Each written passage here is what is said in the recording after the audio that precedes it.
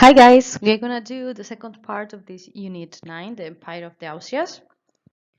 In this class, we're gonna study Philip II, a new Hispanic empire. We're gonna see the government and administration, mainly the institutions he uses, the internal problems he has to face, and the different rebellions and wars he has to fight in Europe. Well, this is Philip. This is a young Philip, as you can see, because he's got a very small beard yet. Well, his father, Charles V, abdicated in 1556. Abdicate, you know what is abdicating? It's voluntarily leaving your position, your crown to your heir. In this case, Charles V is going to abdicate on his son, Philip II. He is going to inherit all the territories, the Iberian Peninsula, Burgundy, Flanders, Luxembourg, the Franche Comté, the Indias, all the territories in America. But remember, he is not getting the empire because Charles decided to leave the empire territories, the Holy Roman Empire, to his brother Fernando, because he thought that he was actually making a favor to Philip II, to his son, because the empire had the Protestant problem, that Protestant problem we talked about in the previous class. Well, Philip was born here and was raised here. He was a Castilian. His character is going to be Castilian, and he's gonna think from here.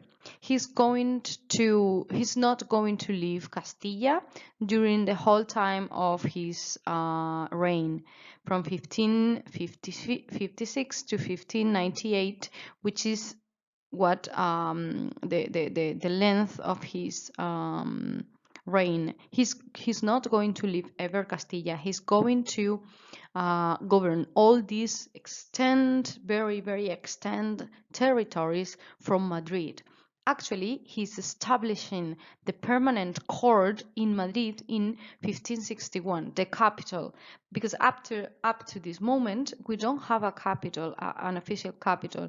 We have a court that is moving. It is a moving court, itinerary court, se llama en castellano corte itinerante, that is moving depending on the interest the king, the government had in every moment.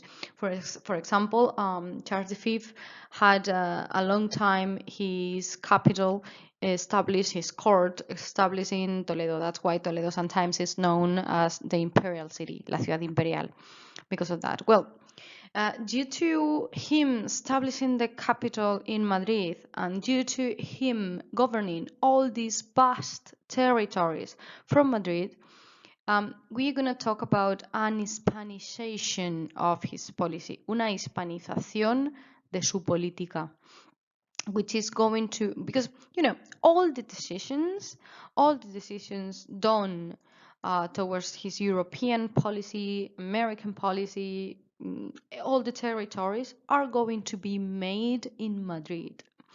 So he's not even going to visit the rest of the territories. That has made the historians to talk about an Hispanization process, un proceso de hispanización. Charles, his father, never thought Castilla as a more important territory than others. He had been raised outside these territories, and even though Castilla was probably the richest, the wealthiest kingdom, for him wasn't different to any other territories he possessed. However, Philip II is going to be born here and he's going to be educated here, and for him Castilla was the center of his decisions. It was more important than other territories. That is a change towards what was going on in the previous with the previous king, with Carlos, with his father.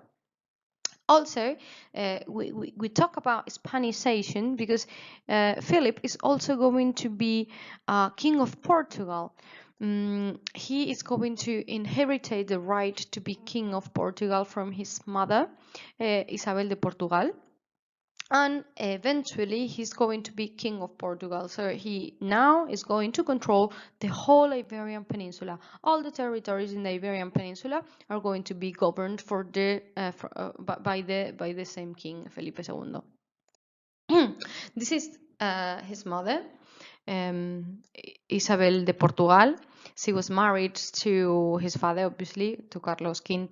Actually, the historian says that it was a very happy marriage, that they really get along with each other. That was there was love in the matrimony, and thanks to her, when the King of Portugal died without an heir, Philip II is going to claim his rights over the crown of Portugal. And well, there is another candidate for this crown that is asking for the same, to be the King of Portugal. But Philip is going to quick send an army that is going to defeat the other Portuguese candidate army, and is going to proclaim himself King of Portugal. The courts of Portugal, las Cortes de Tomar, la ciudad de Tomar, are going to declare Philip II King of Portugal too. And the territory, Portugal, is going to be part of the Austrian territories up to the end of the 17th century.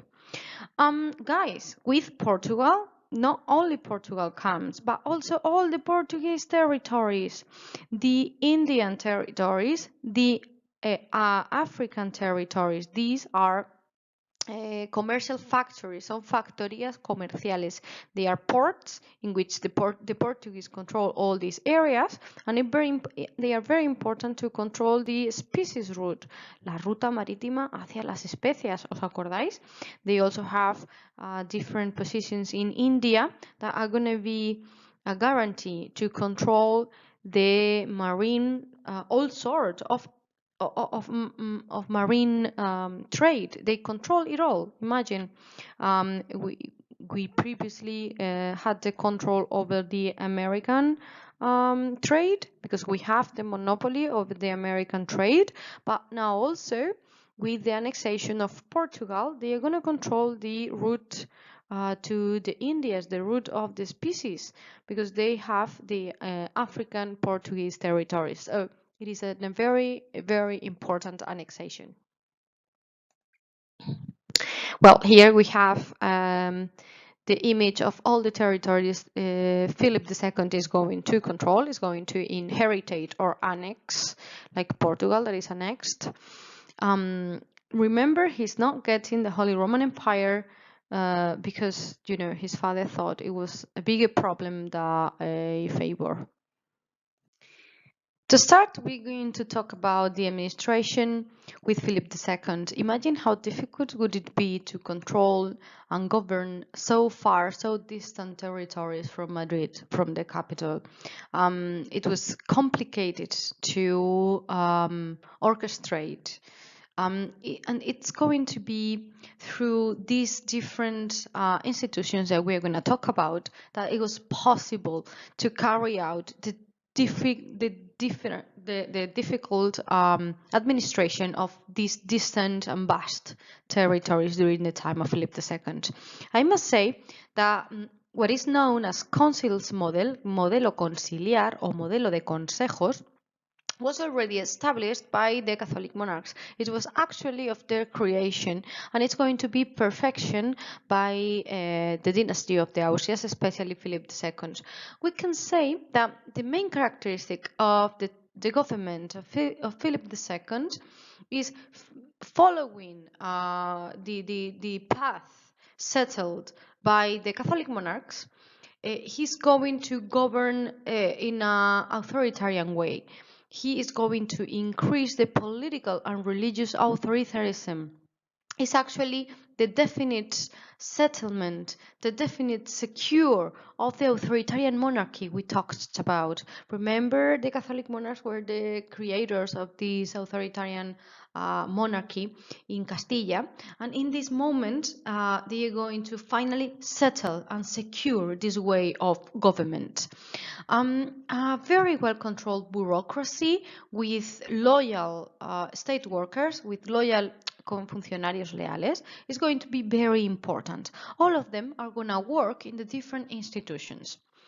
One of these instruments, apart from bureaucracy, was to have a professional army, a royal army that is being paid, is having a wage, and it's paid by the monarchy. It is professional. It is not like it used to be in Middle Ages. Remember what we talk about, in where the nobility, following their Basil's oath. Do you remember the Basil oath that said that they had to help the monarchy with their own private nobiliary private armies in case the king asked them for it.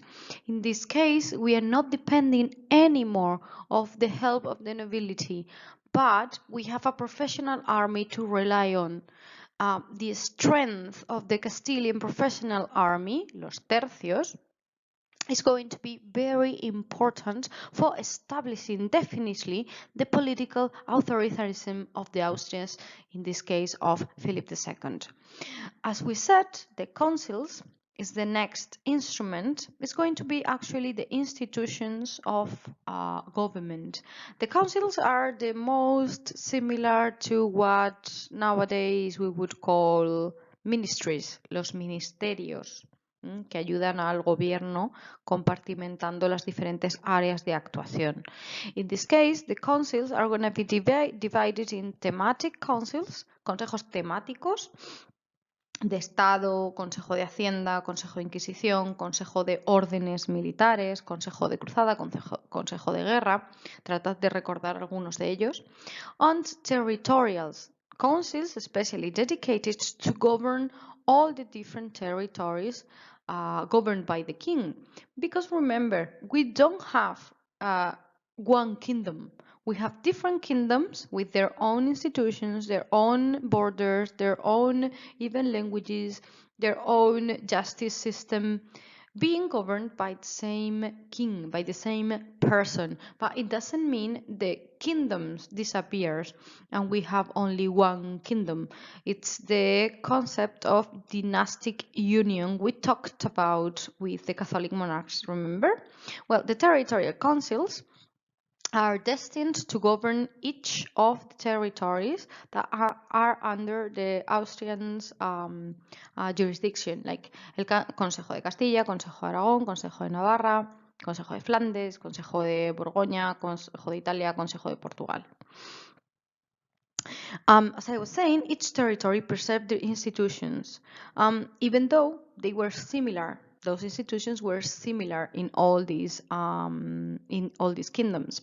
The head of all the institutions in every kingdom would be the viceroy, el virrey, who is the representative of the king in the territories where the king is not present.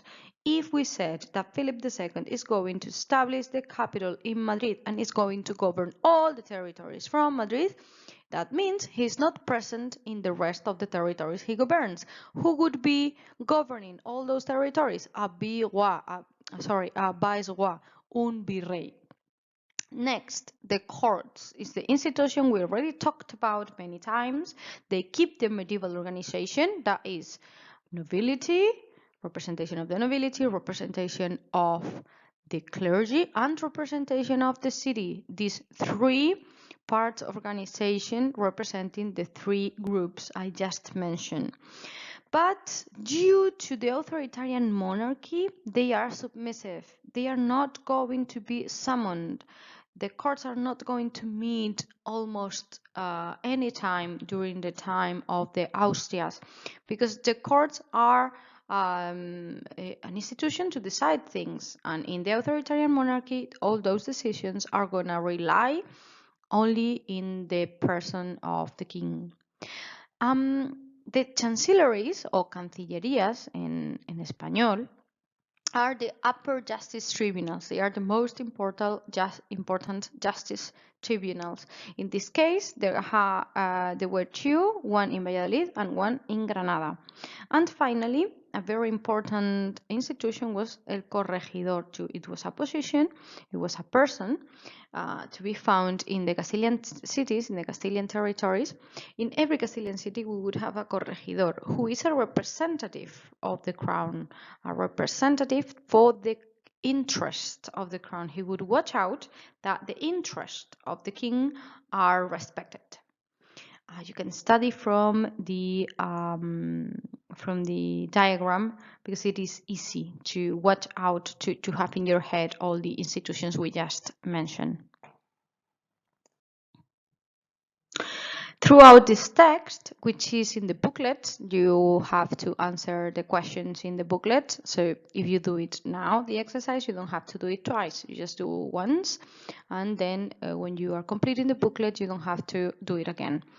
You see a description of Philip II, done by an ambassador. So with this testimony of a person that knew him in 1577, we can get to know the king a little bit better. Second, we're going to see the internal problems Philip II had to face. Due to the authoritarianism, in this case, religious authoritarianism that he is going to impose during his time of government, we're going to have, he's going to suffer this revolt, which is the revolt of Moriscos. Well, to locate ourselves a little bit, to ubicate ourselves, who are the Moriscos? ¿Quién son los Moriscos? Remember, in first in 1492, the Catholic monarchs conquered the last kingdom, the last Muslim kingdom in the Iberian Peninsula, el reino nazarí de Granada, que fue tomado por los reyes católicos. En ese momento, in that moment, the Catholic monarchs promised Abdil that they would respect the religion and costumes of the Muslims of Granada. But after a while of predication and catecism, después de un tiempo de labor pedagógica catequista, en la que la Iglesia Católica intentó convertir a los musulmanes de Granada al cristianismo, esto no era fácil. En este momento prácticamente la mitad, incluso más de la mitad de la población de Granada es musulmana. Después de que esta conversión fuera compleja, los reyes católicos en 1502, siguiendo el camino establecido por la previa expulsión de los judíos en 1492, ahora en 1502 y siguiendo este camino, van a decretar también la conversión forzosa o expulsión de todos los musulmanes de la península ibérica, que en este caso se concentran en Granada. Por tanto, ¿quedan musulmanes en este momento en los reinos peninsulares, en Castilla? La respuesta es no, nominalmente.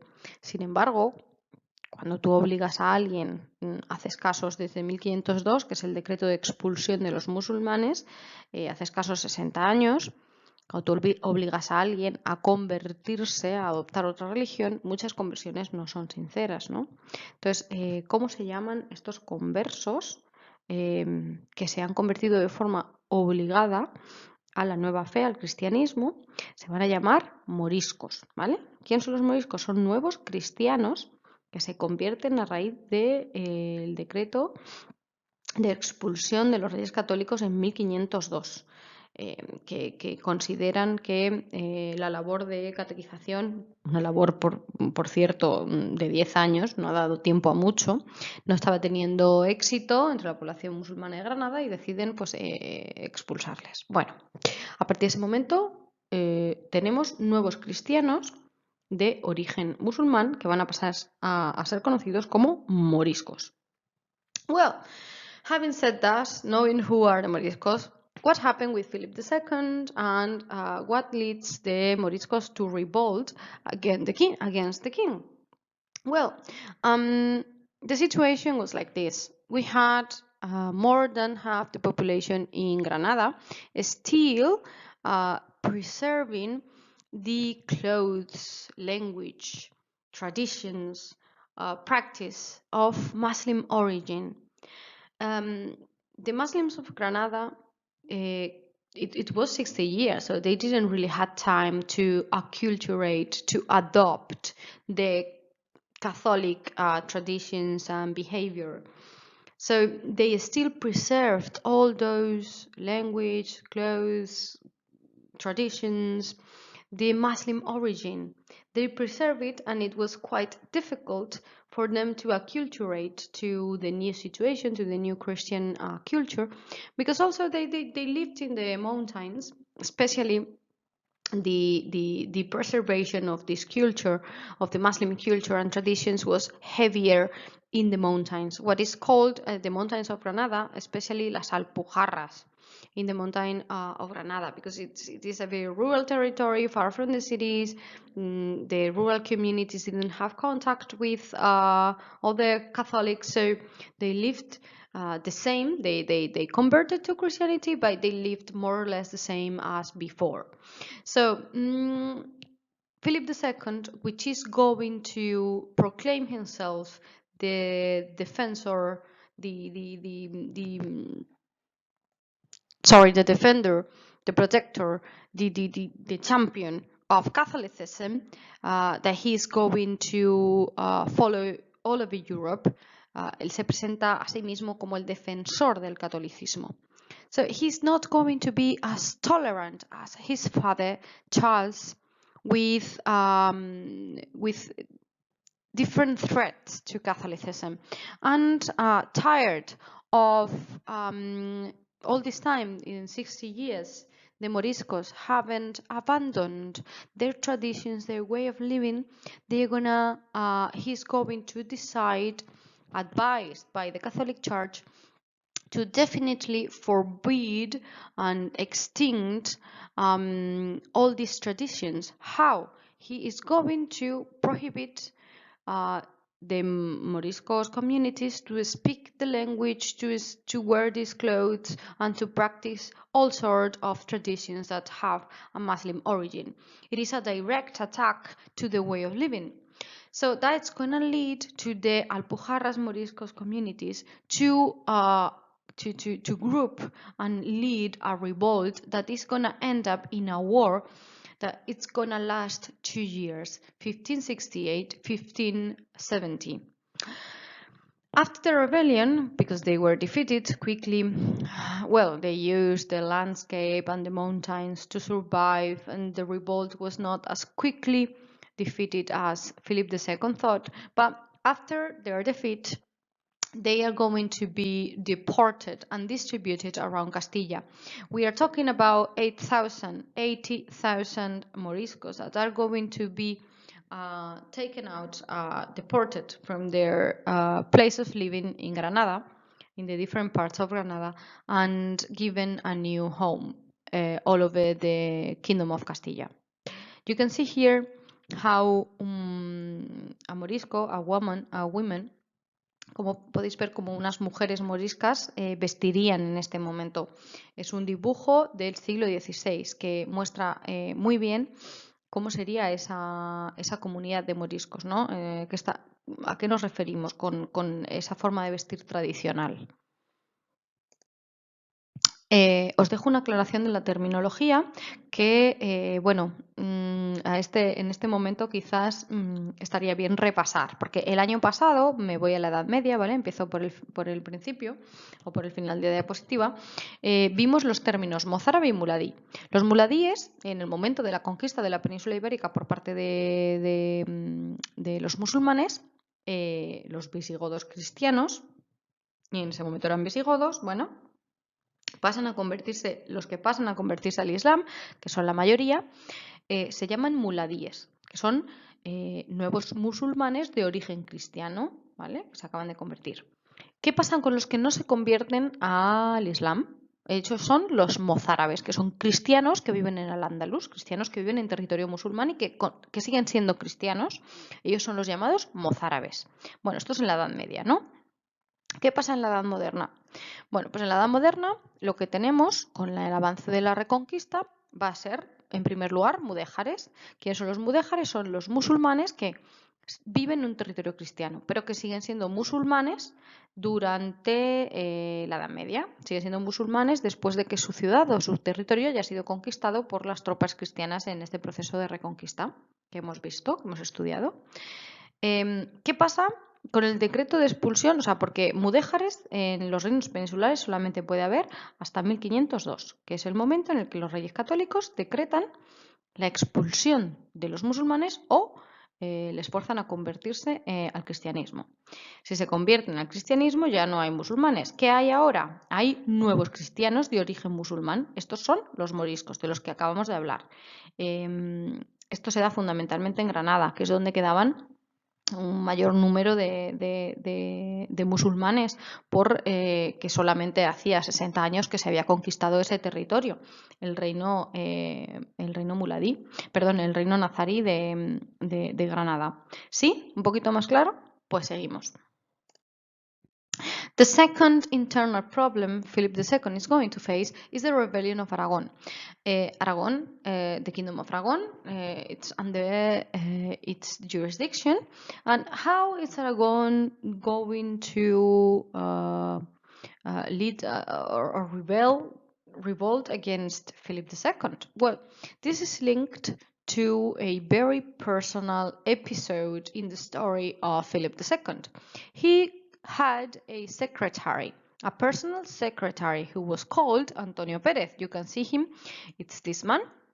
He was the personal secretary of Philip II, so they were quite close. They had a personal relationship. The fact is that linked to a corruption scandal, Antonio Pérez is going to be accused by murder, and the Inquisition charged him with the accusation of murder. But Antonio Pérez is going to escape using the power he's got, because the personal secretary of the king is very powerful. Using all this power, he's going to escape, and he's going to find shelter in Aragon, because the Justicia Mayor de Aragon, who is a very important position in the kingdom, is going to give him refuge. So, what happens? This is an open threat. This is an open defiant, an open challenge to the power of Philip II in Aragon. Actually, Aragon is even going to have links with France in this moment. Well, of course, Philip II is going to send the army, and it's going to end up with the rebellion of Aragon that lasted 2 years, 1590-1592, and is going to execute aquel Justicia Mayor que se levantó y desafió a Felipe II acogiendo a Antonio Pérez, but Antonio Pérez escaped to Europe. He escaped and he found new refuge in France. France, as you know, is the enemy of Castilla since the Catholic monarchs, and during the time of Charles V is still one of our greatest enemies. And of course, it's going to open its door to Antonio Pérez, who is not only bringing himself, but he's also bringing important information because he was the secretary, so he's got a lot of information.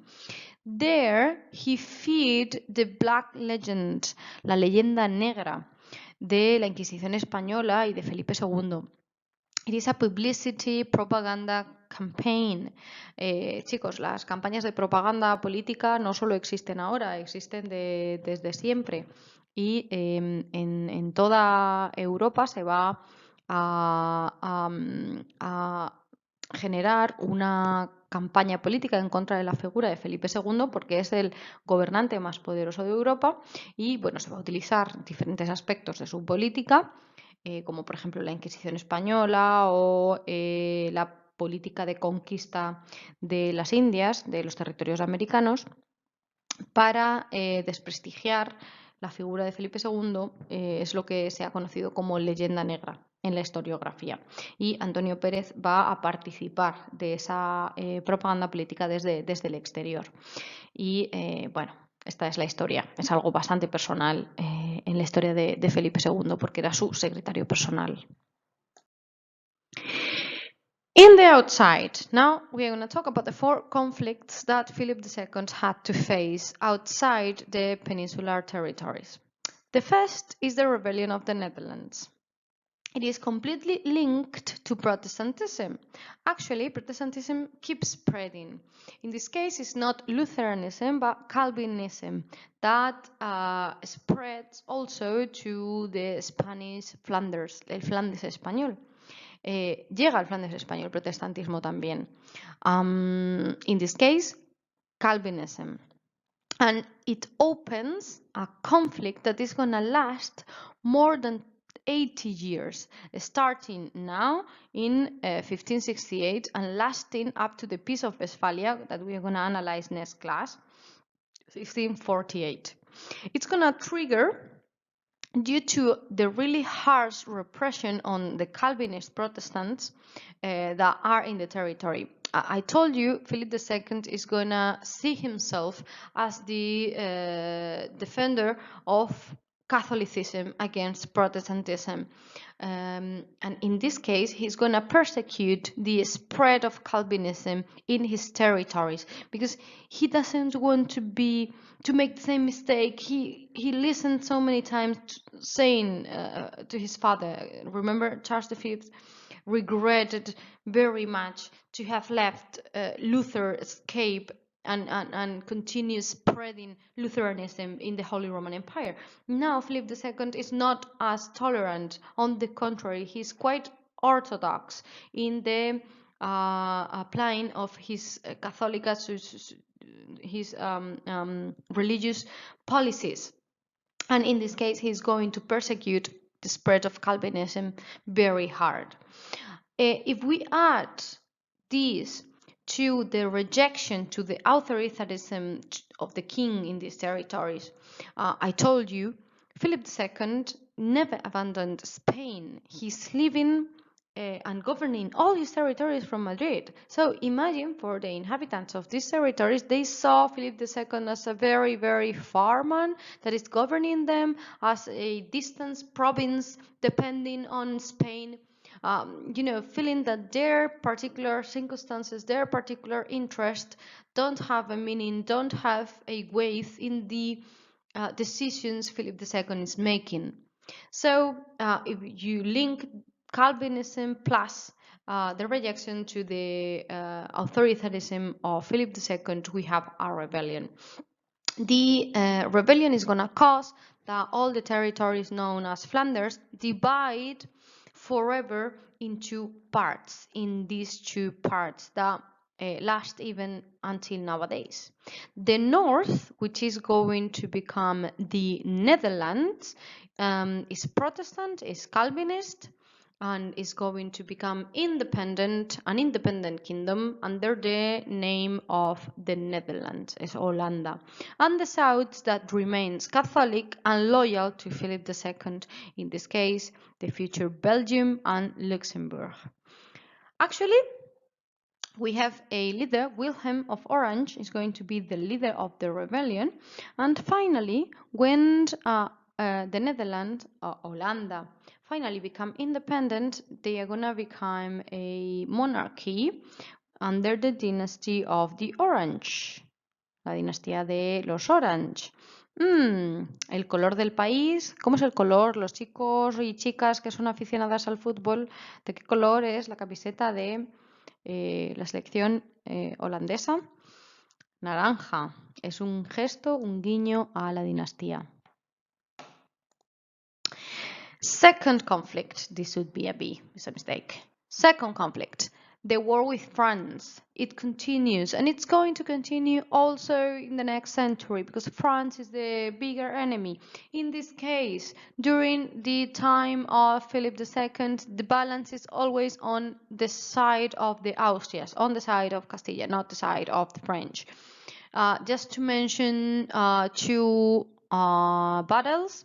The French are going to be defeated by tercios in Gravelines, and Saint-Quentin. Saint-Quentin would be the most famous in 1557.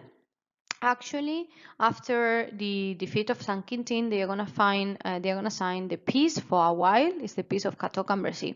And after the defeat of the French in Saint-Quentin, Philip II is gonna be so happy that he wants to celebrate this victory, and he's going to build El Escorial as a symbol of celebration of this victory against the French. This is El Escorial. If we hadn't had the situation of the coronavirus, we would have visited it the 29th of April that I had a reservation for you guys. I'm so sorry. I would have liked to visit the El Escorial with you. The third conflict of Philip II is going to be the war with England. We have to locate a little bit, put in context a little bit this conflict. First, Philip II was for 4 years King of England, King Consort, Rey Consorte, porque él casó con la reina de Inglaterra. ¿Quién es la reina de Inglaterra después de que Enrique VIII muriese? Pues su hija, porque bueno, su hija y la hija de Catalina de Aragón, la hija de los Reyes Católicos. ¿Os acordáis de su historia, del divorcio y del origen de la Iglesia anglicana y el nuevo matrimonio de Enrique VIII con Ana Bolena? ¿Os acordáis de todo esto que vimos en clase, chicos? Well, that daughter, that first daughter, the daughter of the first marriage, the marriage with the Spanish Catalina de Aragon, is called Mary. Remember, the divorce came, among other things, due to the lack of a son. They couldn't have a son, an heir, but they did have a girl that is it's gonna end up being the queen. It's Mary, the Queen Mary. The Queen Mary and Philip are gonna get married. Well, this marriage never got very along. They didn't got along because they had differences in age. She was 10 years older than him, and well, he lived here in Madrid, and she lived in London. So they didn't even get a lot of chances to have an heir. And she died before they could have a son. They could have an heir. So I haven't said that Mary, after the death of his father Henry VIII, when she was crowned queen, she made England go back to Catholicism, undoing the the Protestant Reformation that his father carried out in England. So what happened with Mary dies? We have another queen. In this case is her half-sister, Elizabeth I. Who is Elizabeth I? Is the daughter of Anna Bolena, and Henry VIII. Anna Bolena that was executed by Henry VIII. Well, in fact, Elizabeth I is going to be Protestant. So when she is elected queen, well, she is crowned queen, she goes back to Protestantism. And now, what happened with Philip II? Do you think this is going to be acceptable for him? Him that used to be king of that territory going back to Protestantism, it is a personal insult to him, and he can bear with that. But on the top of that, Elizabeth is also supporting the Protestants of Flanders, the Protestants that are carrying out the rebellion of the lowlands, la rebelión de la que acabamos de hablar, sobre todo los holandeses. Elizabeth, the territories are very far. We would have here the Netherlands.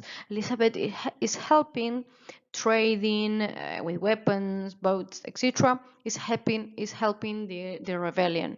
So another reason for Philip to be angry at England.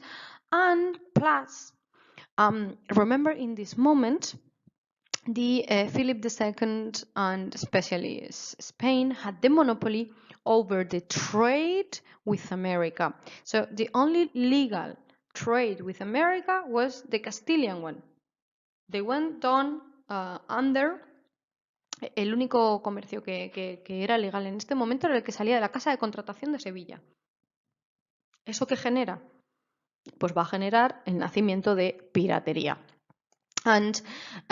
Well, porque chicos, ¿qué son los piratas? Los piratas son comerciantes ilegales que no tienen permiso para ese comercio, pues lo hacen de forma ilegal. Intentan pillar cacho de ese beneficioso comercio con América que, que ahora mismo solo podía realizar el Imperio Español. Elizabeth that is very intelligent, is going to promote this piracy because that piracy undermines the strength and the power of the supremacy that Philip has in Europe. Because in this moment, it's unquestionable that in Europe, Philip and the Spanish monarchy, it's the most powerful. We only have the Ottoman Empire as a possible opponent. We don't have any other kingdom as powerful as the Austrians in this moment. Well, due to all these reasons, Philip II comes up with an idea. He wants to invade Ireland. Quiere invadir Inglaterra. What he wants to do is to send 120 to 130 ships to disembark the troops on land and carry out a land invasion of Ireland. What happened? To this army that he is configuring of 130 ships, he calls la Gran Armada. A esta armada le va a llamar la Gran Armada. ¿Qué pasa para que los ingleses o incluso nosotros acabemos conociendo a esta Gran Armada como Armada Invencible? Armada Invencible, the Invisible Army, is the name given by the English to this attempt of Philip II to invade the island.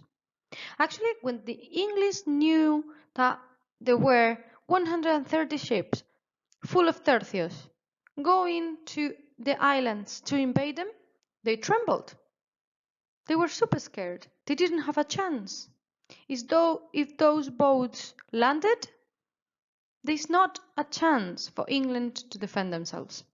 But what happened is that actually, after a very small couple of fights, the Spanish boats were carried out by the current in the Northern Sea, el Mar del Norte.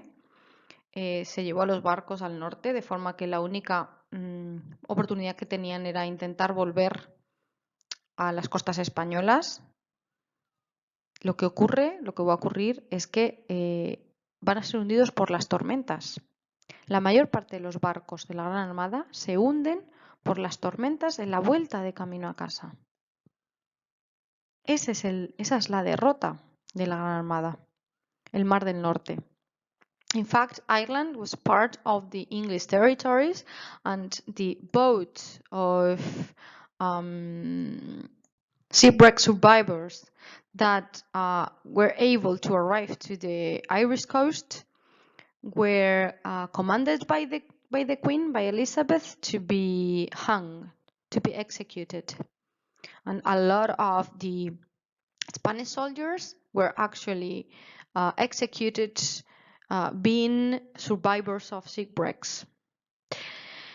Well, that's the defeat, and actually that's why one of the most famous sentences of Philip II is: no he enviado a mis barcos a luchar contra los elementos atmosféricos, el viento, las tormentas. A year later, Elizabeth and the English wanted to send a counter army, una contraarmada, and they met in Lisbon. Remember, Lisbon is territory of the Austrians now. They met in Lisbon and they defeated the contraarmada, the English contraarmada. este episodio es menos conocido, que ellos también tuvieron una armada y también fue, bueno, en este caso sí fue derrotada por los barcos. Some of the famous pirates that are attacking the Spanish boats are Drake and Hawkins, that are very famous in this moment. But anyway, you have to know that now, in the 16th century, the Spanish supremacy on the seas is unquestioned. Well, this is Mary, the Queen of England, the daughter of Catherine and Henry VIII, and the wife of Philip II. She's known in England as Bloody Mary due to the executions of Protestants during her reign. The third conflict is the Turks. We already talked about the Ottoman Empire and the conflict, the piracy, and the conflict on the Mediterranean Sea during the reign of Charles V. The problem is still there, and the Ottoman Empire is the biggest empire in Europe, and the Mediterranean is now divided in Muslim and Christian. Actually, it's a threat to the Christian boats of traders and the rest of it is a threat, the presence of pirates, of piratas berberiscos y turcos en el Mediterráneo. So to end up this insecurity of the boats in the Mediterranean Sea, they're going to form the Saint League or La Liga Santa. Se forma la Liga Santa that is led by Philip II with the Pope and the Republic of Venice. Why the Republic of Venice? Well, the Republic of Venice was specialized in this moment in trade. They were traders, so to make the Mediterranean a more secure sea was one of their priorities. They are going to win in the Battle of Lepanto, defeating the Ottoman Empire and making the Mediterranean Sea a more secure place in 1571. As I said, in the Lepanto Battle, one of the most celebrated naval victories of history. But maybe you are thinking, Lepanto, it rings a bell in your head. It rings a bell. It's due to this guy, Miguel de Cervantes, that fought in the Battle of Lepanto. And as you may know, he was injured in his hand. That's why he's known as El Manco de Lepanto. But he was injured and he lost mobility on the hand. He didn't actually lost the hand itself, but lost mobility due to an injury. This is the homework of today. You have to do the same as before. You're going to first present the map and then you're going to comment it. You're going to comment the territories. Philip II inherited it from his father, and also the territory he annexed due to his mother, Elizabeth of Portugal. The annexation of Portugal I'm talking of. Don't forget about the American territories, African territories, Asian territories. Actually, it's due to that it is said que en su imperio no se ponía el sol, porque él era rey de territorios tan dispares, por ejemplo, las Islas Filipinas, que fueron conquistadas por Legazpi durante su gobierno. El hecho de poseer territorios en tan distantes lugares del globo hacía que siempre fuese de día en alguno de ellos. De ahí la frase, en su imperio nunca se ponía el sol. Bueno, tenéis que hacer un comentario de texto que también será descontado del booklet, ¿vale? Como en los casos anteriores. Concentraos, que no lo he dicho, en comentar los problemas de política exterior, ¿vale? Eso es lo que tenéis que hacer en el comentario después de seguir los diferentes pasos. Y also complete this chart that is in the booklet too, comparing the territories of the Empire of Charles and the territories of his son in the Empire of Philip II. I give you an example of how you have to complete it here. Okay, that would be all. I hope you are fine and your family. I send you a hug And I invite you strongly to connect to the video conferencias online that we have every week to ask questions, because this week I have some things to tell you about the evaluation percentages and stuff. So if you connect, I'll tell you personally. I will upload it to Aula Virtual too, of course, but it's always better to talk about it face to face. I send you hugs. I hope you're well. Kisses. Bye.